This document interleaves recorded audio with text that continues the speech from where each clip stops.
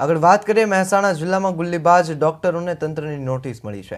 7 ડોક્ટરો ફરજ પર ગેરહાજર રહેતા તેની નોટિસ ફટકારાઈ છે। જિલ્લા આરોગ્ય અધિકારીની સરપ્રાઇઝ વિઝિટ થઈ છે અને જિલ્લાના સામૂહિક આરોગ્ય કેન્દ્રના ડોક્ટરોમાં ફફડાટ ફેલાયો છે। ફરજમાં બેદરકારી દાખવતા ડોક્ટર સામે કાર્યવાહી થઈ છે।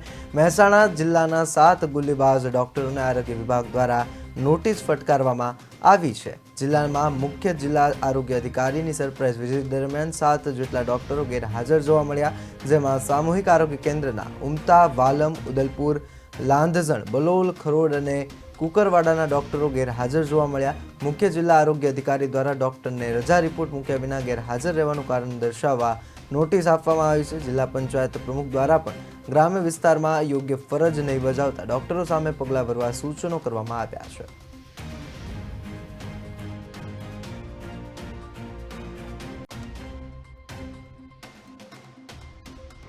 હવે જે ગ્રામ્ય લેવલે પીએસસી સીએસસી સેન્ટરોમાં કંઈક નવું કે એવી કંઈ યાદી આવી છે જે ગેરહાજર રહે છે, તે એમના ક્વાર્ટર હોય તો પણ રહેતા નથી, તો એમને એક્શન લેવી જોઈએ અને ગ્રામ્ય વિકાસમાં ગામડાવાળાને ખરેખર કોઈ તકલીફ ના પડવી જોઈએ, એ માટે તો આપણે ડૉક્ટરો ત્યાં રાખતા જ હોય છે અને ખરેખર ગેરહાજર રહેવું યોગ્ય નથી, તો એમના માટે કડક એક્શન લેવાય એવી મારી સૂચના તો આપી જ છે અને એવું કામ થાય।